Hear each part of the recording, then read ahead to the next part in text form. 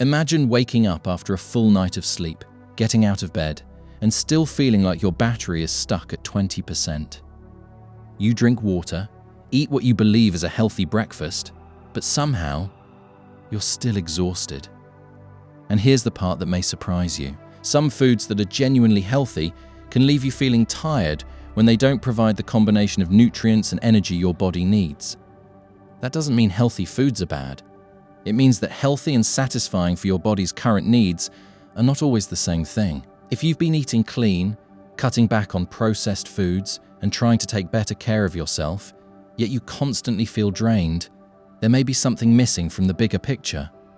One of the most common problems is simply not eating enough. You replace a large breakfast with a small bowl of fruit, have a salad for lunch with very little protein or carbohydrate, and then eat a light dinner. On paper, your diet may look incredibly healthy, but your body still needs enough energy to power your brain, muscles, heart, organs, and everyday activities.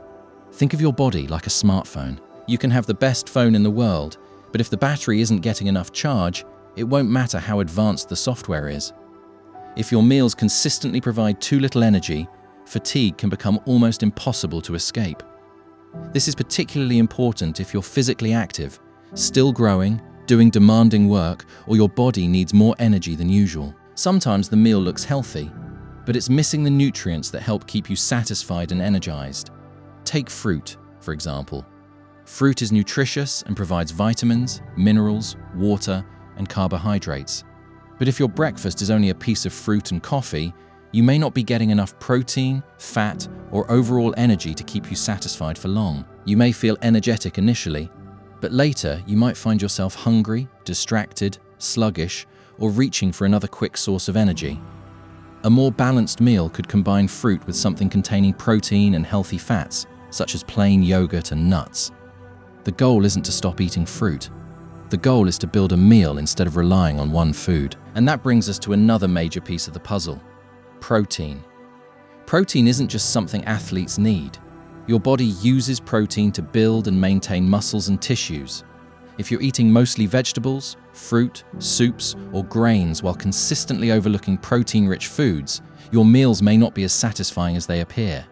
You don't need enormous portions of protein. You simply want meaningful protein sources appropriate for your individual needs, such as eggs, fish, beans, lentils, poultry, dairy products, tofu, or other protein-rich foods.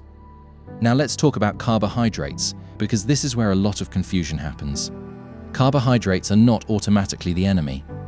Your brain and muscles use glucose as an important fuel source. The problem is that the way you combine carbohydrates with other foods can influence how satisfying and steady your meal feels. A rapidly digested carbohydrate eaten by itself may leave you hungry sooner.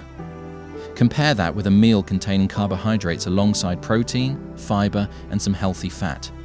The second combination can be more balanced and satisfying. Now there's another nutrient people sometimes overlook: iron. Iron helps your body make hemoglobin, a protein in red blood cells that carries oxygen.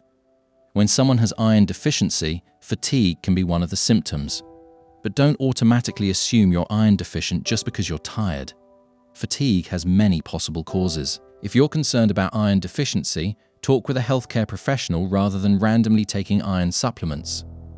Iron can come from foods such as meat, seafood, beans, lentils, fortified foods, and some leafy green vegetables.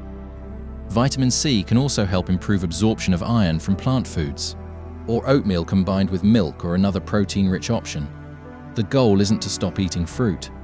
The goal is to build a meal instead of relying on one food. And that brings us to another major piece of the puzzle: protein. Protein isn't just something athletes need.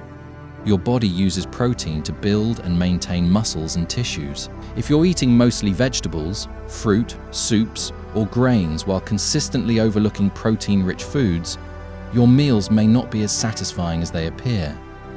That doesn't mean you need enormous portions of protein. It means that each main meal should ideally contain a meaningful protein source appropriate for your individual needs.